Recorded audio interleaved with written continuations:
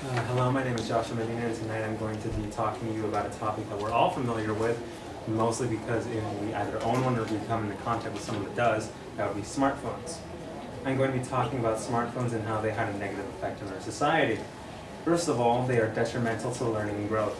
Secondly, they cause physical and emotional damage to our health. And finally, they are making us less productive. When I say the word smartphone, multiple concepts may pop into your head. As such, I will be narrowing down the definition to a definition given by techterms.com, and that would be a mobile phone that includes advanced functionality beyond making phone calls and sending text messages. Most smartphones have the capability to display photos, play videos, check and send email, and surf the web. Modern smartphones, such as the iPhone and Android-based phones, can run third-party applications, which provide limitless functionality. Smartphones holding limitless functionality, and with that comes the consequence of limitlessness, because these devices that we as people hold at the tips of our fingers are causing us to stop the growth of the minds of multiple age groups. Smartphones not only have a negative effect on the learning and growth of people who are old enough to use one, but also infants at the age of 2.5 years old. Parents are now using smartphones as a babysitter for their babies because it is an easy way to keep their child entertained. But this form of entertainment for such a young child is not beneficial because it limits the human-to-human interactions that the child receives, leaving them neglected.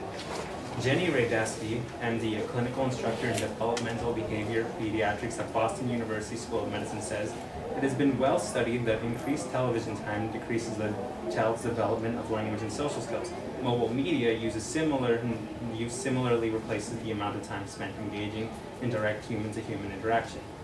Although interactive media is used to teach children, that is only when they are in preschool and elementary, around the age of 5. But they are being exposed to this long beforehand." In the same article, Radesky adds, "These devices also may replace the hands-on activities important for the development of sensory motor and visual motor skills, which are important for the learning and application of math and sciences." This is why she encourages a more unplugged approach to raising her child and more family time, where about an hour or so, where they would just spend time with their kids with no technology included. A secondary opinion to support this is given by Julie Lynn Evans, a 25-year child psychotherapist, who states, "Not only should the kids not be given smartphones, but parents should put them down and spend time with their kids in order to ensure human-to-human interaction is taking place. If you look in the local park, you see children in a very early age not getting the tender, intense love they used to because their parents are always on their smartphones. Put them down and be with your kids from day one. They're not getting what they need from us to build up their core sense of self, and that can create the problem I see down the line." Families are not the only ones being affected by smartphones. Researchers at the University of Waterloo ran a study that suggested that smartphone users are more likely to use the search function on their smartphone when faced with a question than actually thinking it through. In 3 studies involving 600 participants, the researchers examined various measures, including cognitive style ranging from intuitive to analytical, plus verbal and numeracy skills. Then they looked at the participants' smartphone habits. Gordon Pencook, co-lead author of the study and a PhD candidate in the Department of Psychology at Waterloo, states, "Our research provides supports for an association between heavy smartphone use and lowered intelligence. No causal evidence can be established, though, because this is only a study. Though this correlational relationship still exists and has been found multiple times, such as in another study performed by Kent State College, where they surveyed 500 undergraduate students and compared only students with similar characteristics, such that the only different factor would be the amount of time they use their smartphones." Andrew Lepp, PhD, a professor at Kent State College, stated, "These results demonstrated that given 2 college students from the same university with the same class standing, same sex, same ability to self-regulate their study behavior, same level of confidence in their academic abilities, and same high school GPA, the student who used the smartphone more on a daily basis had a significantly lower GPA than a similar student who used the phone less. The negative effects of smartphones aren't only limited to the academic and developmental issues that they pose, and they also pose a threat on our well-being. Smartphones are harmful to our physical and emotional health. Physically, smartphones have been known to cause people to not sleep as well as they could have. In 2012, Qualcomm, a telecommunications company, conducted a poll with 4,700 respondents in 7 countries, including the US, and found that younger people were more likely to say that they don't sleep as well because I'm connected to technology all the time. Studies show that the younger ones were younger people who received the worst night's sleep over older people. This is shown because of a further study by in the same study, that younger people slept with smartphones closer to them, where the older people slept with smartphones farther away from them, probably in a different room. The science behind this is that smartphones emit blue light, which is picked up by cells in our eyes and make our minds think it is daytime. This is supported by multiple studies in schools such as the Rensselaer, Polytechnic Institute, and even Harvard. Emotionally, smartphones have an even worse effect on people because the emotional effects can also lead to physical harm. And this is the case with cyberbullying. Cyberbullying, while having been going on before the inception of smartphones, has become easier to perform with the smartphone's constant internet access. Julie Lynn Evans, the child psychotherapist I mentioned earlier, has had a spike in work the past few years with emergency admissions to child psychiatric wards, doubling in 4 years, and those young adults hospitalized for self-harm up by 70% in a decade. Something is clearly happening, she says, because I am seeing the evidence in the numbers of depressive, anorexic, cutting children who come to see me, and it always has something to do with the computer, the internet, and the smartphone.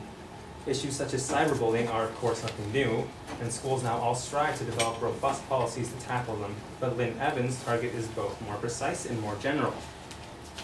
She is pointing a finger of accusation at the smartphones, pocket rockets as she calls them, which are now routinely in the hands of over 80% of secondary school-age children. Their arrival has been, she notes, a key change since 2012. Smartphones also instill a sense of narcissism in people that use them, as shown by a study by Dr. Zahir Hussain from the University of Derby Psychology Department. He suggests that smartphones should come with a warning label. The study performed found that 13% of participants in the study were addicted, with the average user spending 3.6 hours per day on the device. Narcissism and neuroticism were linked to addiction, and the authors suggested that smartphones can actually create former and users. They point to the fact that 35% of people said they use their devices in areas or situations where they were banned, such as while they were driving, with many offering the justification that they knew better than the authorities who created the rules.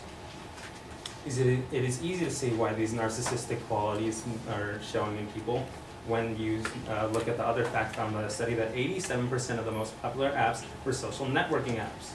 These apps, such as Facebook, Twitter, Instagram, Tumblr, all have one central feature, and that is to boost one's own self-image for getting more friends, more followers, more likes, more reblogs. The subject of these apps brings me to my final point. Smartphones are counterproductive. Okay, I'm going to have to cut you off. You're at 8 minutes, and we have 2 other speakers that we got to hear. Sorry.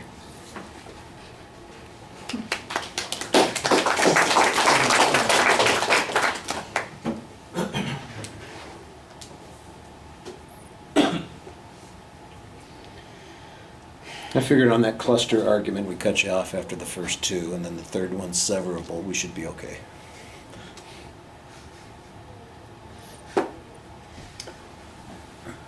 All right, Joshua, the proposition's clearly identified. You lay out the contents of the speech pretty effectively. Your proposition is phrased, although at the beginning as a question. You say, I'm going to show you how this is doing. That makes it sound like it's an informative speech. You want the declarative sentence and say, it is doing this particular thing. That's the way it ought to be phrased. The signposting on the individual points when you get to the body of the speech is a little too subtle. I do think that you need to be a little more specific about repeating those secondary claims.